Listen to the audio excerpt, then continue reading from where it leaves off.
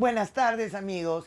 Bienvenidos al programa. Hoy día tengo el honor de presentarle a alguien a quien yo aprecio muchísimo, porque no lo conozco de ayer o de antes de ayer, sino de toda una vida. Jaime Salomón. Jaime, bueno, ¿qué te puedo decir? Tengo tanto que decirles, amigos, que ya no sé por dónde empezar. Cuando nosotros éramos pequeños, hace algunos añitos atrás, papá siempre paraba en Chosica en la panadería. Íbamos a comprar y yo me comía esos panes deliciosos con azúcar que eran la cosa más rica que hay. Y ustedes fueron a base de esfuerzo, de mucho trabajo, saliendo adelante. Después de un tiempo vino Galletera del Norte. Yo ahí no estuve todavía. Y luego, que la construyó mi padre, obviamente. Y luego vino Anita Food. Y en Anita Food yo te conocí. Correcto. Anita Food fue una obra a la cual mi papá le dedicó mucho cariño, como todas sus obras, porque para él no era el hecho del negocio de construir, no, era su legado, era lo que él dejaba. Él tenía un sistema que era la tridilosa, que fue muy, digamos, revolucionó las estructuras acá en Perú. Entonces ahí te volví a ver cuando iba yo a hacer el chequeo a las obras con papá. Y te agradezco mucho que te hayas dado el tiempo de venir, Jaime. Y quiero que ustedes sepan, amigos, que cuando uno quiere lograr algo, lo puede lograr. La familia Salomón es un ejemplo. Lo digo porque los conozco. Cómo tu papá trabajaba, cómo se sacrificó para lograr todo lo que ustedes ahora tienen. Y otra cosa que yo creo que es muy importante que ustedes tomen en cuenta, la unión familiar. Ustedes como familia son un ejemplo. Recuerda a tus hermanos, a todos tus hermanos, ¿no? Cómo juntos sacaron adelante todas estas empresas. Gracias, Jaime, por estar acá conmigo. Yo quiero que les cuentes un poquito acá a los televidentes, porque esa pregunta te la tengo que hacer. ¿Cómo es que decides entrar a la política? O sea, tú no necesitas de la política para nada. ¿Cómo es que te animas a entrar? Muchas gracias, Susana, por la invitación. Yo iría un poco más atrás, continuando con la historia que estabas contando.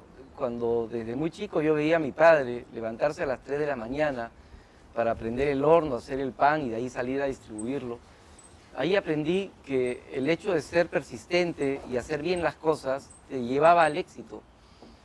Y después en el colegio, también de Chosica, aprendí que la educación era la llave para lograr también el éxito.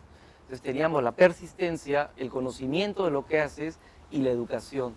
Por eso es que me convertí en ingeniero industrial, trabajé en la compañía de mi padre, que en el tiempo fue creciendo mucho, de la familia.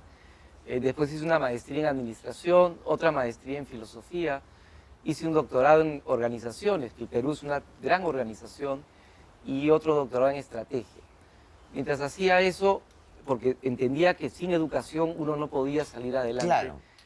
Paralelo a eso, he sido docente ya más de 33 años de pregrado, cursos de ingeniería, y he pasado por diferentes universidades, ahora enseño en maestría y en doctorados.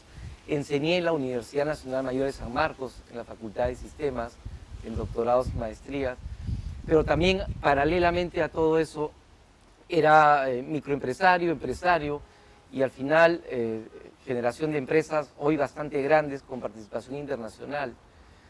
Pero además he hecho servicio público, he hecho cadenas productivas en casi todos los departamentos agrícolas del país. Después tuve la oportunidad de entrar a trabajar como viceministro, la parte técnica del Ministerio de Agricultura, donde generamos también desarrollo rural. Y después estuve manejando casi por año y medio una empresa del Estado, eléctrica, que ve todo el tema energético en cerca del 40% del territorio nacional, donde también hemos desarrollado, hemos generado desarrollo eléctrico. Todo eso, ¿por qué entré en política? Porque Sí, ¿por qué? O realmente sea, tú no hasta ese momento no estaba directamente en política, estaba en la parte técnica del Estado, porque es lo mío, la parte técnica. Pero después vi que, mirando desde el estrado, yo veía todo lo que está pasando en la vida nacional. Y yo decía, esto no puede seguir, no podemos seguir teniendo personas sin experiencia, sin conocimiento de la realidad nacional, que estén dirigiendo las riendas Del país. del barco llamado Perú, y que no llegamos a ningún lado. Entonces, necesitamos gente competente manejando la gestión y la dirección del Estado. Y Estado, sobre todo en este momento, al gobierno central le requerimos elegir un buen presidente y elegir buenos congresistas. Principal ingrediente para tener éxito. Sí, porque si no tienes buenos congresistas, el presidente no puede tampoco manejar. Ahora, yo lo que le admiro a Hernando de Soto, y lo digo públicamente, es que la calidad que tiene de personajes que entran al Congreso son de primera calidad. El equipo cercano, que llamamos la plancha de gobernabilidad, que acompañamos a Hernando, que en conjunto hemos hecho el plan de gobierno, cada quien encargado de un área. Yo hice el desarrollo del plan agrícola, por ejemplo, y participo en el equipo de reorganización y reforma del Estado. Somos un equipo bastante cohesionado, pero todos hemos logrado lo que queríamos lograr en la vida. Y estamos dejando todo para trabajar Claro. por el Estado, no para vivir del Estado. No, claro, no necesita. Que es lo que está pasando, lamentablemente, con muchos políticos de siempre y con muchos partidos de siempre que han estado relacionados al gobierno o al Congreso, pero que no están generando bienestar nacional. Tú te has dedicado a la parte agrícola, ¿verdad? Yo no soy ingeniero agrícola, soy especialista en gestión y en dirección de organizaciones, pero por mi experiencia en el campo, por hacer cadenas productivas, es que me piden que vaya exactamente al otro lado del escritorio, a tratar de arreglar los problemas nacionales agrícolas desde el punto de vista de desarrollo y de infraestructura agraria. ¿Qué piensas del paro que hubo en Ica? Es una mala lectura de nuestros gobernantes y de nuestro Congreso. Se veía, se sabía, hacía meses atrás de ese periodo, que habían problemas, no solamente en la zona sur, en toda la zona norte, desde el norte de Lima hasta Piura, en la zona central, en la carretera central hacia la sierra, y también en la zona agrícola del corredor minero. Se sabía que habían problemas. ¿Dónde estaba el Ministerio de Trabajo? ¿Dónde estuvo el Ministerio de Agricultura? ¿Dónde estuvieron los congresistas para hacer la fiscalización? Nada. Nada. Un día, ¡pac!, le cierran las autopistas y un día estos señores dejan de encontrar alimentos en sus despensas. Imagínate. Hoy se preocuparon. ¿Y qué hicieron? Simplemente en una semana derogaron la ley. Pero eso es absurdo. Podían haberla mejorado, pero no. Pero para mejorarla hay que entender qué pasa en el Perú. Y la derogaron y generaron una nueva en pocas semanas que tampoco arregla el problema de nadie. El gran tema fue que habían 5 empresas, Pepe Selvido, Sí. que no trataban bien a la gente, y estos señores, que eran en su mayoría jóvenes, salieron a reclamar con justa razón. Pero el gobierno no entendía, no conoce. Es que no conoce la problemática, no conoce de la ley y ha hecho un absurdo al derogarla. No solo eso, generaron una nueva que tampoco satisface ni satisfizo a nadie, A nadie. y hoy día los problemas siguen reclamando. Susana, hay más de 200 conflictos sociales en el Perú y todos pueden evitarse si existe diálogo. Y lo primero que Hernando de Soto, de Avanza País del Trencito, quiere es unir las diferentes formas de pensar, tener una sola visión de Perú, sin importar si eres de izquierda, derecha, y formal o informal. Pero para eso hay que entender, hay que escuchar a la población. El plan de gobierno lo hemos hecho escuchando a la gente, viendo cuál es el problema real y generando una solución. Lo que pasó en el tema de las agroexportadoras, trabajadores agroexportadoras, es que no se trataba bien, no se respetaba la ley. Y tal como está ahora, tampoco los protege. Y más aún, la reglamentación todavía está en proceso. Pero así como agricultura, hay otros 17 sectores en el Perú que requieren gente competente. Pero ¿cómo llegar a dialogar con gente que está cerrada, en algunos casos manipulada por la izquierda? Yo creería que es toda una tendencia. Fíjate, el presidente interino actual, el señor Sagasti, pertenece a un partido cuyo líder fue no solo viceministro en la época del señor Humala o la familia conyugal, la pareja conyugal, sino también tuvo un alto cargo en el Palacio de Gobierno, muy cercano a las decisiones que tomaba el presidente. La asistenta de la primera dama es otra candidata que está hoy día postulando Verónica a las Mendoza, elecciones. claro. Entonces, ahí tienes una tendencia. Las personas que puso el expresidente Vizcarra en su gobierno eran las mismas del señor Humala. Exacto. Las que están hoy día Son las las mismas, mismas, las pero mismas. con un toque de morado. Exacto. Pero también diría yo, lamentablemente, con un toque de rojo, porque Sí, lamentablemente están sí. tomando decisiones que afectan la vida de todos los peruanos. Dime, el hecho de que haya ido Hernando a apoyar al Jurado Nacional de Elecciones a Rafael López Aliaga ha creado cierta, digamos, dudas en que dicen que que fue porque seguramente lo iban a sacar a López Aliaga y él se iba a quedar con los votantes. Dicen también de que se va a unir con Rafael. ¿Tú qué piensas de esto? Son formas diferentes de ver la realidad nacional. Hernando ha trabajado muchísimos años, ha apoyado a diferentes gobiernos peruanos, diferentes, pero como no le siguieron dando bola, se fue al resto del mundo, ha trabajado con más de 30 Yo sé. gobiernos, 30 presidentes, a los que ha aplicado un modelo que genera desarrollo y retira la pobreza de la realidad de esos países.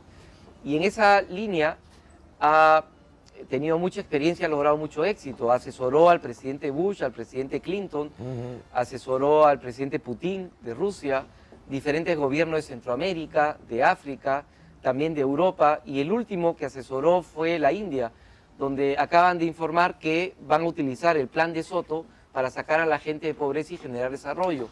Exactamente el mismo plan, pero adaptado a la realidad nacional, con gente que conoce la realidad nacional y que tiene contacto con la población, es lo que hoy queremos aplicar.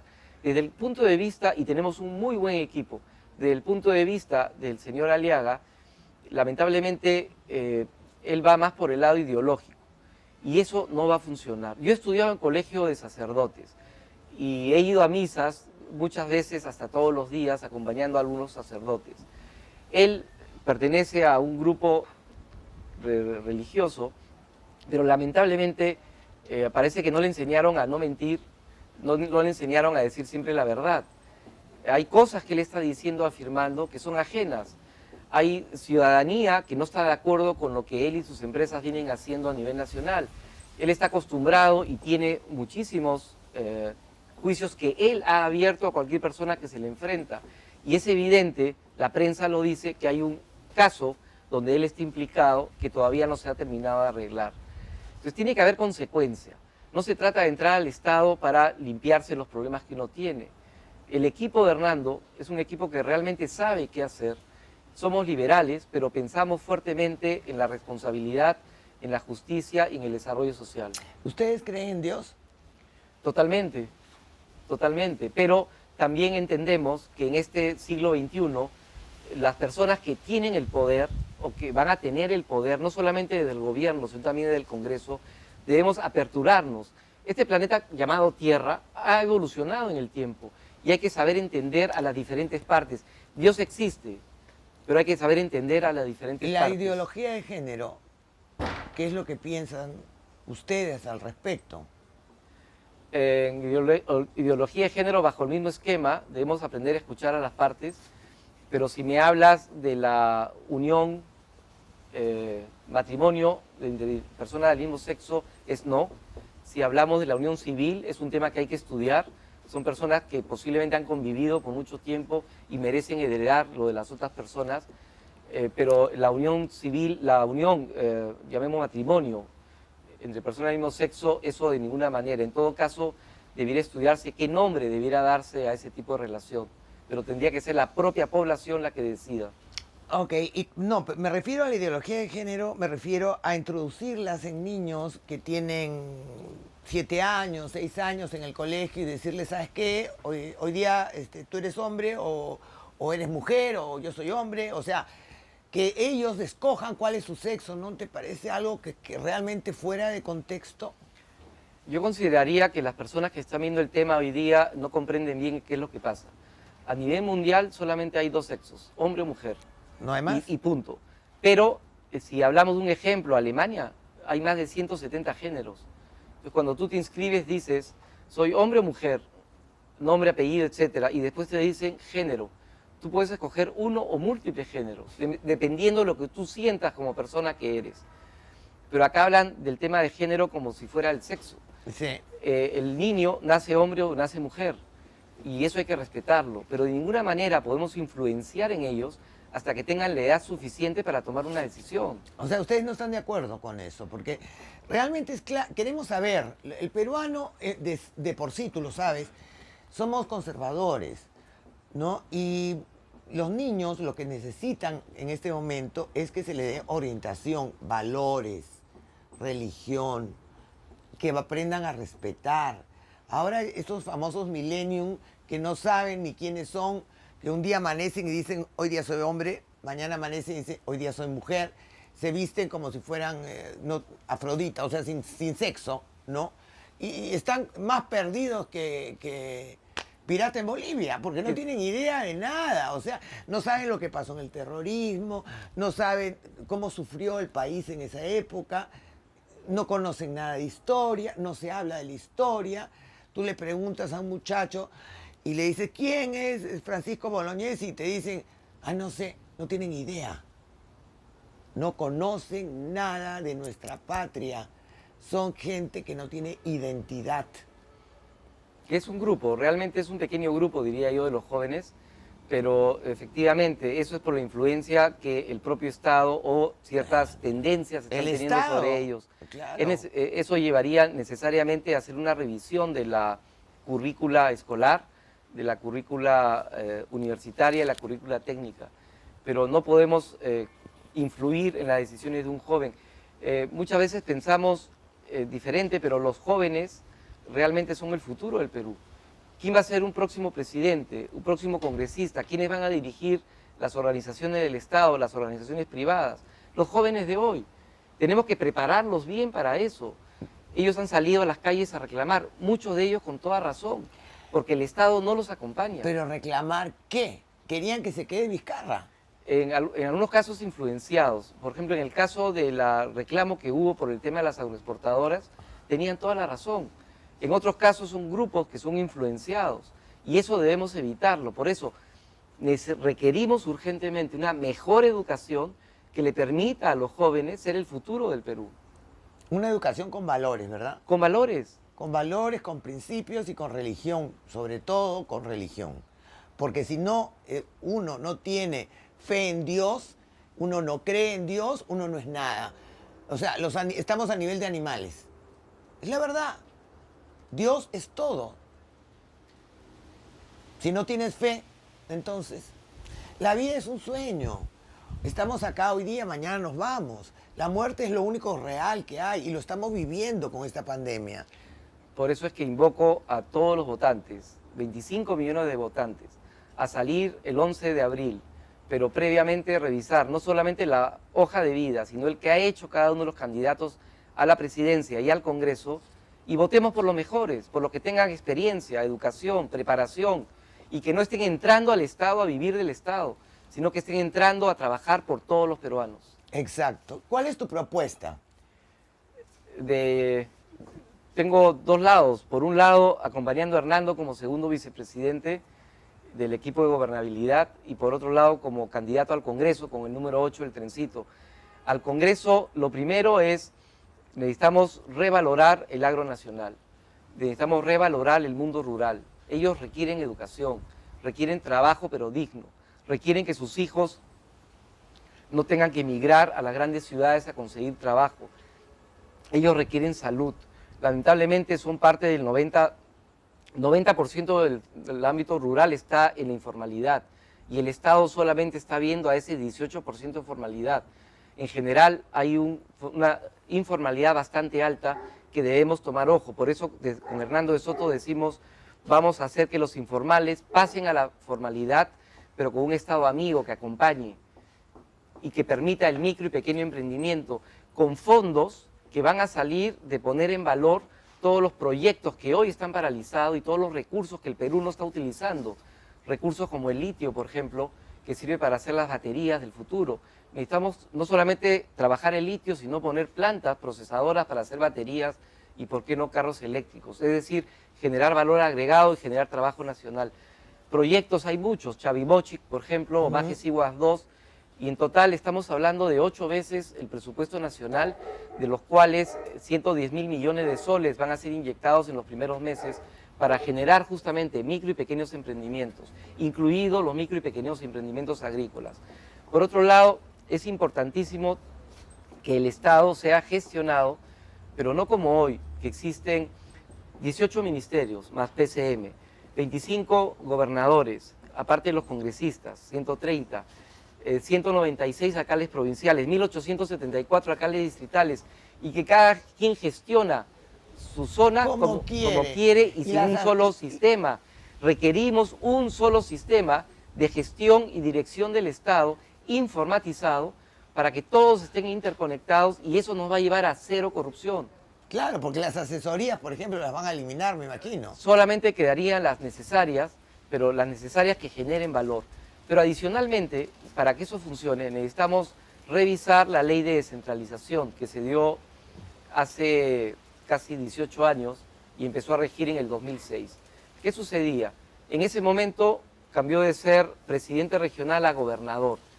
Y con esos cambios, ni los alcaldes distrital, provincial, ni los gobernadores siguen a nadie. Cada quien hace lo que quiere.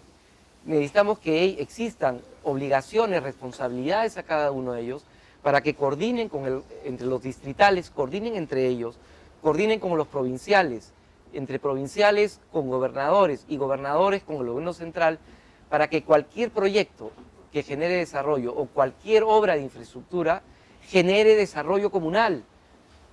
Veamos en Lima, carretera central, cada vez que pasas de un distrito a otro. Oye, es terrible. Es un desastre. Y nosotros para ir a la chacra, antes íbamos en un ratito, ahora es increíble el tráfico. Cada alcalde hace lo que quiere. Cuando hablamos de servicios básicos, cada alcalde hace lo que quiere. Cuando hablamos, no dan titulación, que vamos a hacer con Hernando de Soto como parte inicial. Ellos dan certificado de posesión, pero ellos proponen invasiones para generar votos. No, pues. Todo eso debe ser no cambiado. es. Si vamos a la sierra y a la selva peruana, vamos a encontrar que eso es mucho más fuerte. Ya no van a haber más monumentos en las plazas de armas con sombreros mexicanos. Necesitamos que obras generen desarrollo comunal, desarrollo distrital. Claro. Y eso lo vamos a lograr de tal manera que, por un lado eso, por otro lado, un sistema de gestión apropiado, y con el supuesto que toda la ciudadanía va a votar por personas calificadas y competentes, vamos a tenlo por seguro, un mejor Perú. ¿Tú crees que en 5 años lo puedan lograr? Sí, muchas cosas las vamos a lograr en 5 años, pero hay muchas otras que van a quedar encaminadas. Ok. ¿Por qué? Porque además de estar encaminadas, necesitamos que existan políticas de Estado.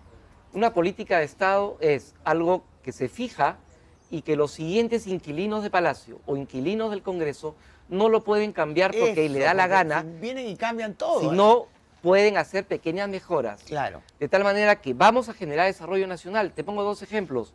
Existe política de Estado en economía desde hace casi 20 años, lo que permitió el desarrollo nacional. Hay que hacerle ajustes, es cierto, pero nadie ha podido hacer un cambio total. Existe política de Estado de hace 6 años en tema educativo. Requiere mejoras, requiere muchas mejoras. Muchas mejoras. Pero no como muchos partidos de siempre o políticos de siempre que quieren sacar a la SUNEDU y quieren intervenir en el Ministerio de Educación porque no, lo que están haciendo, que es muy bien para la ciudadanía, aunque falta hacer, no les permite a ellos generar desarrollo para sus intereses propios. Rafael lo que quiere es, digamos, imponer sus ideas. Rafael López Aliaga lo que quiere es imponer sus ideas de acuerdo a lo que él considera que está bien. Susana, Y lo que quieren hacer ustedes es un acuerdo. Te explico con Esa un es la simple diferencia. ejemplo. El día lunes es el Día Internacional de la Mujer. ¿Cómo se nos podría ocurrir escuchar a la vicepresidenta de este señor, con todo respeto, diciendo lo que dijo de la mujer peruana? Eso es impresionante. Está muy bien, se respeta la posición que una persona tenga, pero eso no significa que hagan lo mismo que han hecho todos los políticos y todos los partidos toda la vida. Venir a decirle a los peruanos qué tienen que hacer. El gobierno está para hacer lo que los peruanos dicen que hay que hacer. Exacto. Y esa es la gran diferencia. Claro, los políticos son empleados de los peruanos. Pero hemos escuchado en las últimas semanas a muchos ministros decir cosas que demuestran que piensan que todos los peruanos trabajamos para ellos. ¿Cómo es posible que al menos 2 ministros se paren de una mesa porque les incomodó la pregunta? Sí, sí, absurdo. Ellos están ahí para responder a Tienen todos la los peruanos. obligación, nosotros le estamos pagando el sueldo, ellos tienen la obligación. Esos son ejemplos de los políticos y los partidos de siempre que todos los ciudadanos debemos cambiar. ¿De quién depende? De nosotros, los peruanos. Exacto. Otra pregunta que a mí, la verdad, me choca muchísimo es el tema de la pariedad. Yo no considero que por ser mujer tengan que darme un puesto, ¿no? Yo creo que lo que debe prevalecer a la hora de elegir es esto, los conocimientos. Yo tuve la oportunidad de... Yo postulé al Parlamento Andino hace casi 5 años. No ingresé, fui accesitario, pero de acuerdo a la norma, cuando el titular asume algún puesto, entra el accesitario, y estuve unos pocos meses. Y fui vicepresidente de la Comisión de la Mujer, y tuvimos una reunión de todos los parlamentos de América Latina, junto con el Parlamento Europeo. Y hubo un evento en todas las comisiones de la mujer y me pidieron que yo sea la persona que dé el discurso. Claro, era una habitación con 600 mujeres, yo era el único varón, pero mi posición, que fue consensuada al final, fue: si no empoderamos a la mujer, no vamos a poder hacer que la mujer tenga la suficiente educación para salir y participar, no solamente en política, en cualquier cosa en la vida humana. Y lo demostramos. Hay gente que ha tenido la oportunidad de estar empoderada y ha tenido mucho éxito. Y lo vemos a nivel mundial. Pero para eso hay que dar igualdad de oportunidades. Hoy día vemos a mujeres que postulan al mismo puesto con un varón y reciben un sueldo inferior. Vemos a mujeres que muchas veces no pueden entrar por su razón, porque son mujeres. Y todo eso hay que arreglarlo. Lo primero que hay que hacer es empoderar a la mujer. Y no hablo de la mujer limeña nada más. En general. Estoy hablando de la mujer peruana. Hace poco más de un año, en Puno, una señora fue con su esposo a una fiesta a bailar, cuando no había COVID, y él salió a bailar con otra dama. Entonces la esposa salió a bailar con otro chico. Y al final el hombre le pegó a la mujer. Fue a la comisaría a reclamar y el policía le dice: ¿pero tú para qué bailas con otro, pues? Eso es empoderamiento de la mujer. Está muy ligado al tema cultural peruano, pero debemos empoderar a la mujer. Educación es la piedra angular. Exacto. Porque yo te digo una cosa, yo soy mujer y no me siento ni por acá que en la vida me hayan limitado en nada. Yo he trabajado con mi padre en la construcción, yo he hecho, digamos, y tú te acuerdas, yo iba a ver los avances de obra con mi papá, yo discutía con los obreros. Yo nunca me he sentido que por el hecho que yo sea mujer era menos que uno de mis hermanos que eran hombres, ¿no? Ahora, existe una tendencia a nivel Pues mundial... todo es educación. Sí, existe una tendencia además a nivel mundial del tema de paridad, por ejemplo, en el momento de las elecciones. En este momento hay un proyecto de ley para llegar a que el 50% sea hombres, 50 mujeres. Ya se ha dado el primer paso. En la lista al Congreso han habido mitad hombres, mitad mujeres, lo cual considero que está bien, hay que dar una oportunidad. Pero te pongo un ejemplo: un joven que termina el colegio y postula un trabajo, un joven que termina el colegio y va a la universidad y postula un trabajo, tiene que llenar un montón de papeles para postular a un trabajo y a ver si obtiene el trabajo, para que en promedio nacional reciba 1.300 soles al mes. Cuando viene por otro lado otra persona, siendo mayor de 25 y sin necesidad de haber pisado un aula en su vida, y postula al Congreso para ganar 20 veces más que este joven. ¿Eso es un abuso? Es un abuso. Total. Por eso necesitamos educar bien a los chicos para que en el futuro nuestros presidentes y congresistas estén capacitados para manejar las riendas de un país. Okay. Mientras tanto, pongamos en el poder, gobierno y Congreso, a gente competente. Eso es lo que interesa. Pero yo en el tema de la paridad yo no estoy muy de acuerdo. Esa es mi opinión, ¿no? En teoría, los mejores debieran ser electos por el pueblo. Obvio. En función, si te representan, vas a tener el voto de ellos. Exacto. Pero ha habido, sí, hay que reconocer, en el pasado ha habido mucha presión sobre el tema de mujer. La mujer tuvo el voto hace poco más de 50 años en el Perú La mujer recién ha podido empezar a participar en la gestión privada y pública, y si te das cuenta, las estadísticas crecen muchísimo año a año. Posiblemente haya sido una medida para forzar el ingreso de la mujer, pero al final los hombres podían reclamar y decir, oye, yo quiero mi comisión del hombre, porque ya en algún momento no van a tener derechos. Estoy siendo extremista. El tema es, hay que darle al hombre y a la mujer por igual oportunidades, pero a los mejores. Yo creo que el tema de la, digamos, de la pariedad y de la mujer y del machismo, el machismo no lo hacen los hombres, el machismo lo hacen las mamás, ¿no? Que dan una predilección hacia los hijos hombres y le dan una capacidad a los hijos hombres que en realidad la hija mujer la puede tener más que el hombre, ¿no? Eso es totalmente cierto, hay que diferir, claro, diferenciar, en algunos casos más, en otros no existe eso. Pero te comento una anécdota, estando en Uruguay en este evento internacional donde tuve la oportunidad de hablar a muchas mujeres, un grupo grande de mujeres no quería que yo diera el discurso. Porque ¿cómo era posible que un varón le dé discurso a las mujeres sobre tema de mujeres? Entonces justamente yo expliqué lo que estamos conversando y me permitieron darle el discurso y estuvieron totalmente de acuerdo con lo que dije. Con respecto a la Constitución, ustedes me imagino que no pensarán la locura de querer cambiarla, ¿no? Pueden modificarla, pero cambiarla no. Como todo en la vida, hay que mejorar las cosas. Claro. La Constitución, que es del año 93, requiere ciertas mejoras, pero consideramos que no requiere ser cambiada. No. Cuando tú haces una casa y quieres hacer pequeños cambios en tu casa, porque en los tiempos, pasan en los años, Claro. y tienes que hacer pequeñas mejoras, no vas a romper la casa para volver a construir. Es lo que quieren muchos hacer. Pero vayamos más al fondo, preguntémosle a esas personas qué quieren cambiar. Escuchemos las noticias que han habido en los últimos meses.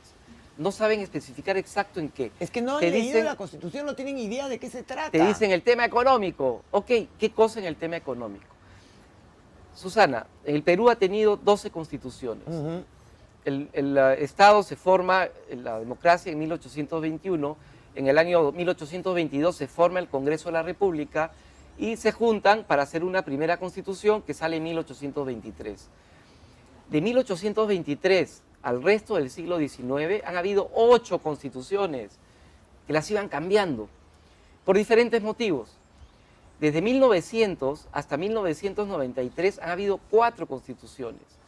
Si revisamos las constituciones, han tenido pequeños cambios, pequeñas mejoras.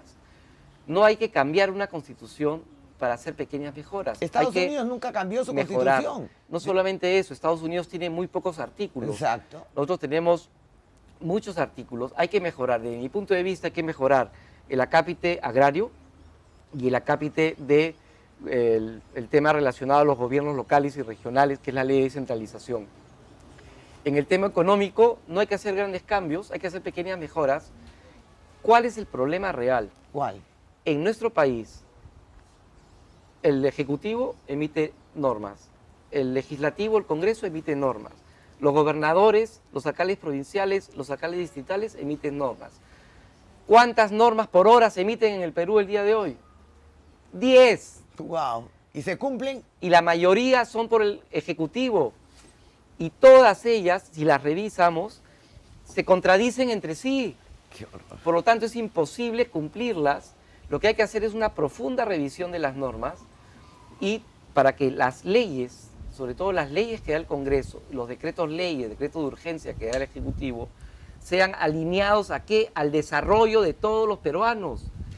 Eso es lo que hay que cambiar en este momento. Hay otro tema, que yo sé que estamos ya con el tiempo, pero hay otro tema y te pido por favor que me resuelvas esta duda. El tema grave que yo veo en el Perú es el tema de la justicia. No tenemos justicia en el Perú. Tú tienes un problema, te estafan, por ejemplo, en mi caso, que a mí me estafaron con una cantidad muy fuerte de dinero.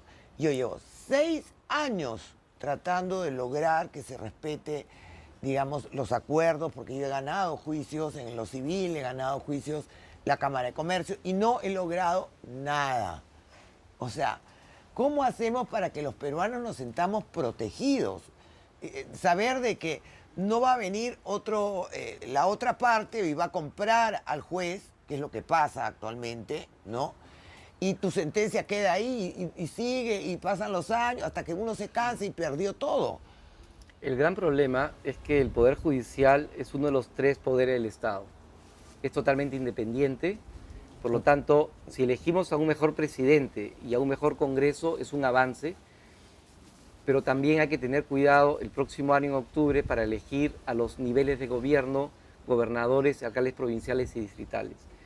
Lo que está sucediendo hoy y lo que deberíamos cambiar es que pedirle a los jueces, pero también yo incluiría a los fiscales, Claro. que dejen de hacer política. Hacen política. Dejen de ese es el hacer política. problema. Lamentablemente la evidencia y la prensa lo demuestra en los últimos meses que siguen haciendo política y eso está mal. Pero por otro lado, debemos valorar o revalorar a la Policía Nacional. Ah, sí, ese es otro escándalo. No es posible que el policía tenga que hacer su función y una vez que agarra a una persona, la lleva a la fiscalía y la fiscalía la termina soltando después de varios días de trabajo del policía, después que el policía se haya enfrentado y haya tenido problemas de su seguridad personal y después de haberse inclusive demostrado que el ladrón había hecho daño físico a la persona afectada. Pero es que le pagan al fiscal, pues le pasan su por un sobrecito lado- por abajo y hasta lo soltaron. Por un lado, pero también muchos de ellos salen porque dicen el monto robado es muy chiquito y no es para meterlo ni hacer nada contra ellos. Existen en los países del mundo muchas cosas que podríamos hacer nosotros contra estas personas que delinquen para que cambien de una vez. No Pero así- necesariamente meterlos en la cárcel, pero hacer todo un proceso para que se reincorporen a la sociedad. Pero por otro lado, existe un 82% de informalidad. 8 de cada 10 peruanos están en la informalidad. 8 de cada 10 peruanos no están en el radar del Estado. Cuando vino el apoyo del Estado, el apoyo vino a los formales. Hoy día que vemos al Estado queriendo repartir las vacunas, que lo está haciendo a través de salud, son los formales. ¿Y dónde está el 82% restante? Si generamos desarrollo, como quiere Hernando de Soto, de Avanza País, del Trencito, todos los peruanos vamos a tener dinero en el bolsillo y no van a necesitar, esas personas que tienen que robar para comer, no van a necesitar hacerlo. Si revaloramos a la policía y le damos la capacidad investigativa, vamos a mejorar. Si fiscales y jueces dejan de hacer política, vamos a mejorar. Otra pregunta que quiero hacerte. ¿Cómo es posible que un presidente como este, que ha entrado de una manera incorrecta, porque él no ha entrado porque le correspondía, porque la verdad el que debía haber sido presidente era Merino, ¿no? Puede hacer lo que está haciendo en este momento? Porque a la policía han sacado a los generales y les están pagando el triple de sueldo a personas civiles. O sea, ¿qué está pasando? Y se le permite y nadie dice nada. Y el tema de las vacunas, es que hay tanto que hablar, Jaime, que... Cuando vacaron al presidente Vizcarra, que hay todo un lío si fue constitucional o no, y entró Merino, que era el presidente del Congreso, bajo un proceso totalmente constitucional, Merino tuvo grandes problemas en las calles. Sí, Y en las calles la población reclamaba contra Merino, pero en esas marchas veíamos a todo el grupo morado. pero claro que sí. Poco más de una semana después, Merino renuncia y hay elecciones en el Congreso que demoró varios días. Estuvimos por varios días sin presidente y sin presidente del Congreso. Una vez que eligen finalmente a Merino como presidente del Congreso, automáticamente a él le correspondía, a Sagasti, a él le correspondía asumir la presidencia Pero de la fue un República. grupito el que lo... Porque Sí. no votaron todos. No. O sea, fue una jugada maestra de los Pero en morados ese para tomar el poder. Pero en ese momento la población morada no salió a reclamar, al igual que reclamó contra Merino. Después el presidente, que ha tenido la gran oportunidad de demostrar su conocimiento y su sapiencia, lamentablemente no lo ha hecho. ¿Qué ha hecho? Ha tenido el partido, el gobierno que ya estaba tenido del humanismo, lo ha tenido demorado. Y ese es el gran problema. Mientras no tengamos gente eficiente, con competencias, con conocimientos y que tenga conocimiento además de la realidad nacional, no vamos a poder cambiar nada. Y no, y que- Ese es el gran problema nacional. Jaime, que quieran subir, como por ejemplo ahora estaba leyendo en las redes de que el señor Sagasti gasta pues en un montón de exquisiteces. Bueno, Un aparte- momento que la gente se muere de hambre, que no hay oxígeno. Después agarran y le dan una cantidad de dinero para que hagan una película. Después le dan plata a los artistas. cuando el pueblo se muere de hambre, hay niños que no tienen leche, no Yo- tienen que comer. Cuando se podía, yo caminaba mucho, he recorrido mucho el país y en los últimos meses, cuando se podía, he recorrido Lima y veía a mucha gente, a mucha población que escuchaba los mensajes del presidente Sagasti. Y el presidente decía, no se olviden de lavarse las manos y echarse alcohol. No tienen agua, no tienen desagüe, no tienen plata luz, para comprar no tienen alcohol. nada, no tienen nada. No Es tienen nada. impresionante. Después salen a decir que no pueden decir el precio de la vacuna de origen chino porque es secreto de Estado. ¿Qué secreto de Estado cuando se está muriendo la gente? Y ha sido negociado porque está más que claro. Ese tipo de accionar te demuestra que no tenemos gente capaz. No. Y hasta el día de hoy sigue muriendo gente. Y lo peor, 11 de abril son las elecciones. 25 millones de peruanos saldremos el mismo día a votar. ¿Y dónde están las vacunas? ¿Qué va a hacer de la gente? Veamos el índice de contagios del 11 de abril hacia adelante. ¿Qué es lo que están buscando? Primero ofrecen que se van a vacunar y después dicen que ya algún día. Eso está muy mal. Es una burla, Eso está Jaime. muy Se están mal. burlando del pueblo. Por Se eso- están burlando de nosotros, nos están matando. No solamente el tema sanitario, el tema económico, el tema de trabajo, el tema de educación. Estamos hablando de 18 sectores en el país, estamos hablando de 25 departamentos. No están tomando acción apropiada. Solución. Por un lado, elijamos mejor el 11 de abril para tener un mejor gobierno a partir del 28 de julio. Ok. Pero por otro lado, Hernando de Soto, en un acto de desprendimiento, le dijo al señor presidente interino Sagasti, señor, convóqueme en este momento y le doy mi plan de gobierno, por ejemplo, en el tema sanitario, porque no estamos dispuestos a aceptar más muertes en el Perú y esperar que pasemos 5 meses más de problemas sanitarios hasta que él sea gobierno. ¿Y no aceptó? Simplemente no ha respondido. Ni siquiera ha tenido la gentileza de responder. ¿Y de dónde sale el plan? Hemos conversado con diferentes países líderes en el mundo donde la pandemia no ha generado muertes. No, pero lo que es un escándalo es lo que salió en el programa de Beto Ortiz ayer de la efectividad de las vacunas, que no llegan ni al 11%. Es un tema cuestionado, hay que esperar a tener, yo diría, esperar a tener más sustento. También sucede lo mismo con diferentes vacunas a nivel mundial. Yo sí entiendo que esto es un proceso experimental, hacer una vacuna toma entre 7 y 8 años y ahora la han hecho en pocos meses, sabiendo que existen ciertos riesgos. Y- El gran problema es que los vendedores de vacuna están haciendo firmar a los estados un papel donde el fabricante de la vacuna no es responsable, sino Ah, qué lindo. el responsable va a ser el gobierno. Y esa fue la razón, aparentemente, por la cual el expresidente Vizcarra, habiendo podido negociar y comprar vacunas Sí. para que en ese momento todos los peruanos estemos vacunados, no la compró. ¿Por qué? Tenían miedo de firmar. No, yo lo que creo que tenían miedo es de otra cosa, pero en fin, no voy a seguir en el tema. Lo que sí te digo es que es un escándalo que se haya pagado $144 por las vacunas. Son las más caras, las menos efectivas, las que no han sido probadas. Y eso está mal, Jaime. Eso no puede, nosotros no podemos seguir así.